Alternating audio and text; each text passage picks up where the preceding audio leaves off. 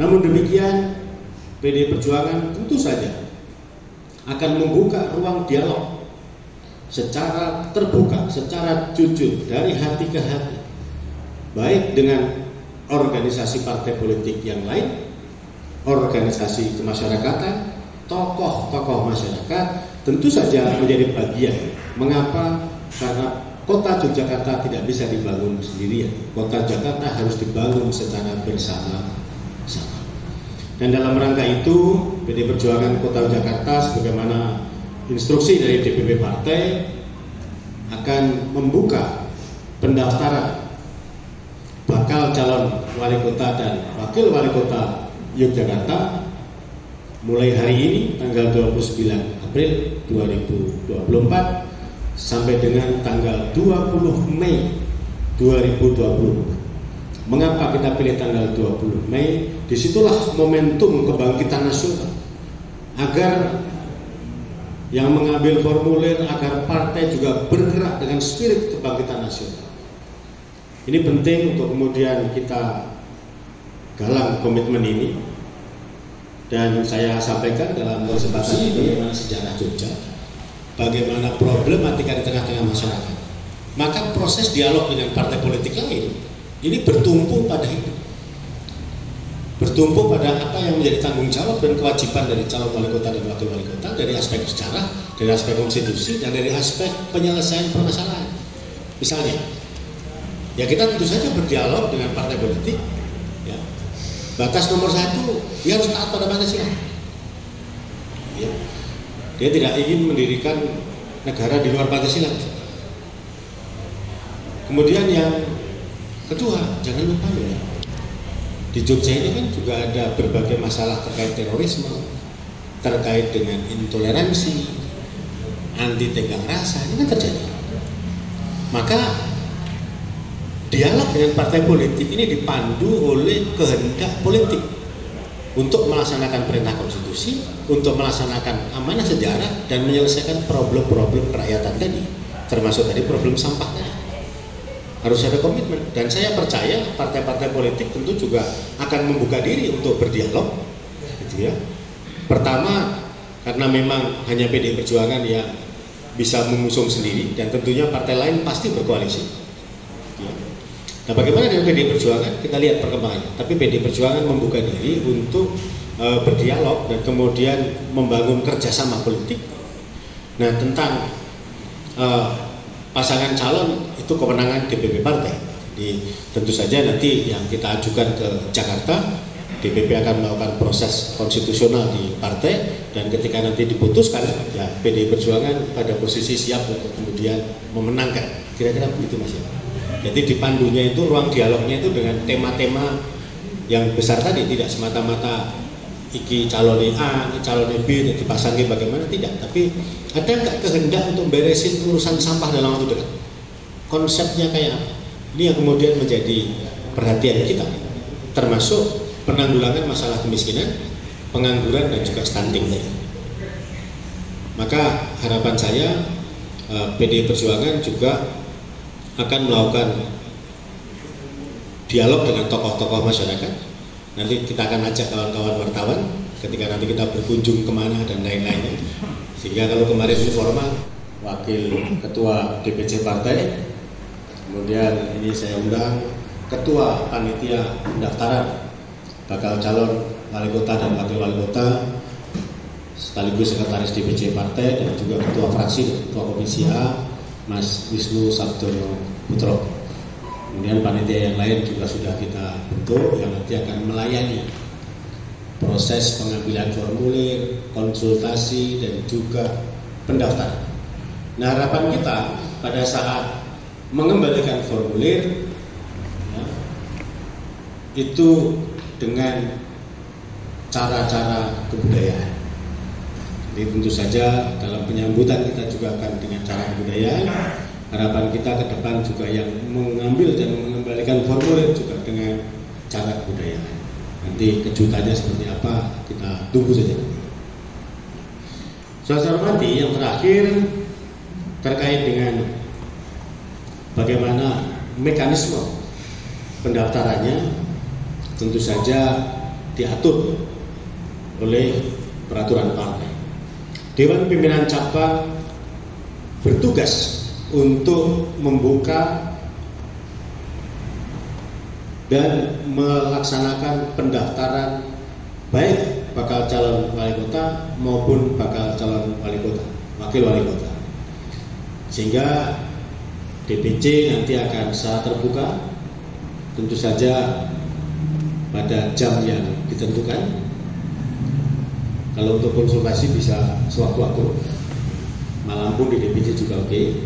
Ya. Konsultasi misalnya bagaimana aturan pilkada dan lain-lainnya kita akan berikan. Nah, setelah pendaftaran nanti, tentunya DPC punya tugas untuk selanjutnya melaporkan ke DPP Partai. Nah, siapakah yang menentukan? Siapakah yang memutuskan? Siapakah yang merekomendasikan pasangan calon wali kota dan wakil wali kota? Adalah DPP Partai di bawah kepemimpinan Ketua Umum PDI Perjuangan Ibu Megawati Soekarno Putri. Dan setelah nanti rekomendasi turun, 100% PDI Perjuangan 1000% solid bergerak untuk memenangkan pasangan calon yang direkomendasikan oleh PDI Perjuangan. Demikian dari Ketua DPC Partai menyampaikan beberapa hal. Selanjutnya kami persilakan Pak Ketua Panitia Kota Jogja. Jadi gitu Mas.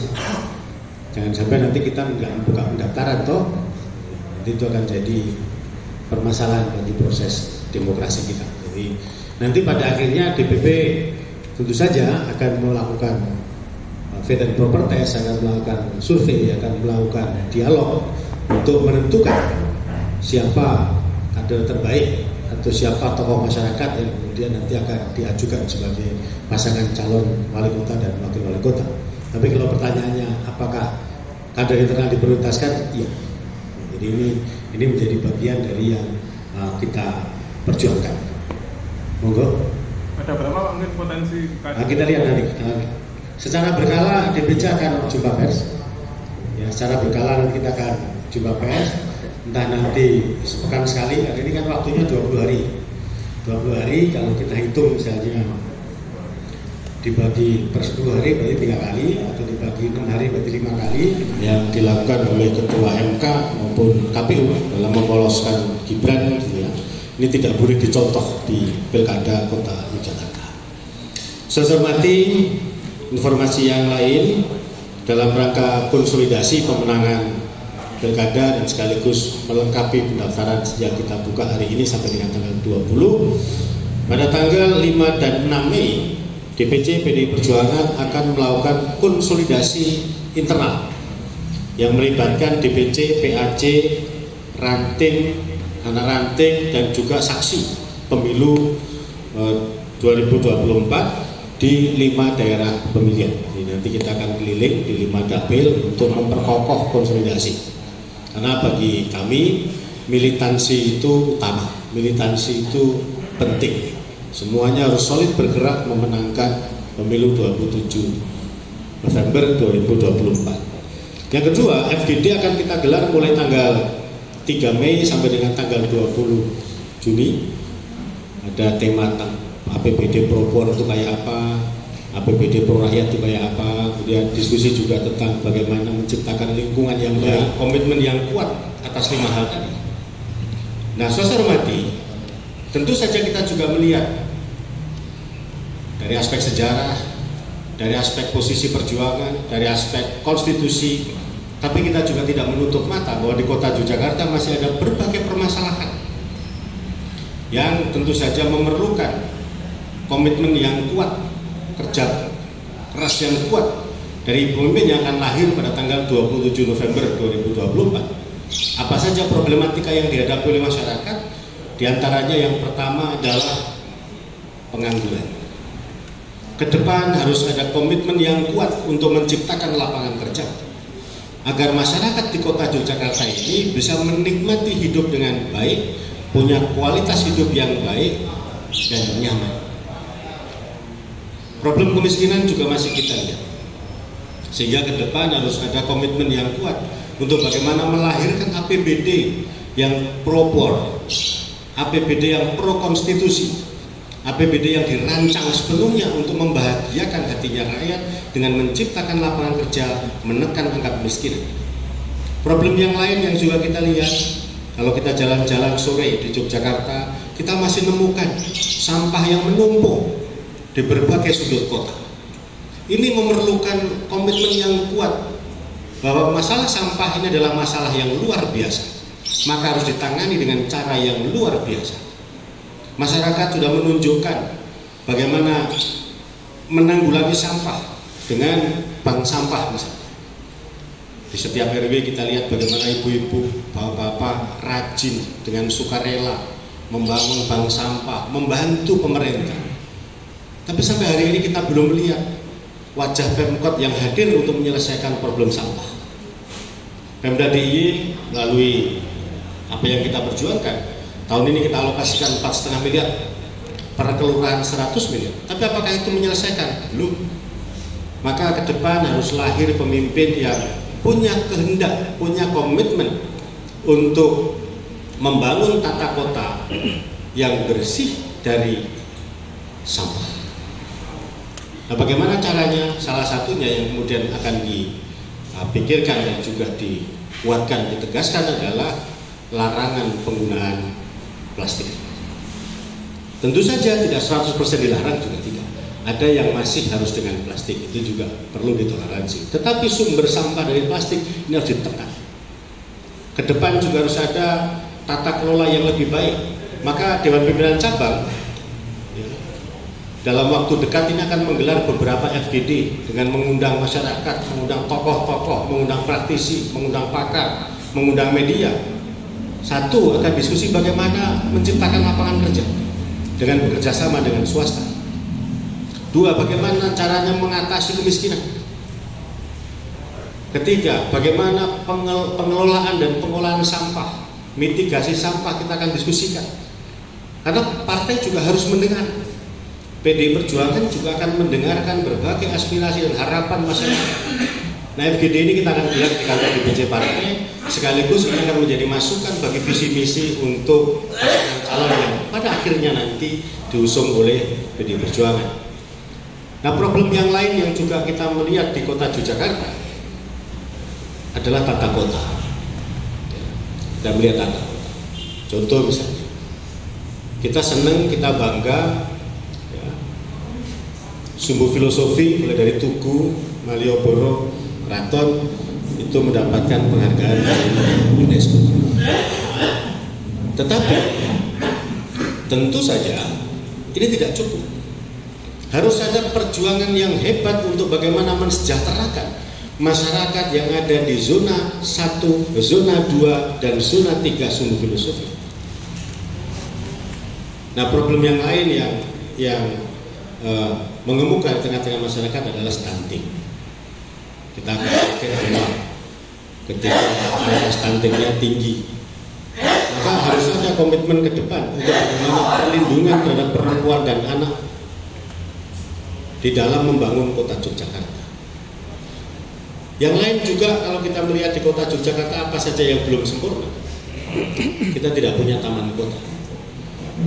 Bahkan pemerintah kota pun tidak punya alun-alun. Yang ada sekarang ini alun-alun utara dan alun selatan itu adalah Kampung Andal. Maka pemerintah kota ke depan harus menyediakan alun-alun, harus menyediakan taman-taman di kampung. Untuk apa? Untuk memberikan ruang bagi ibu-ibu ketika ngomong anak dengan ramah. Bagi anak muda, Mas Wisnu ini pernah punya ide sebagai ketua komisi A, bagaimana membangun apa yang disebut dengan ruang terbuka hijau yang berbasisnya ada di kampung, berbasisnya ada di RW.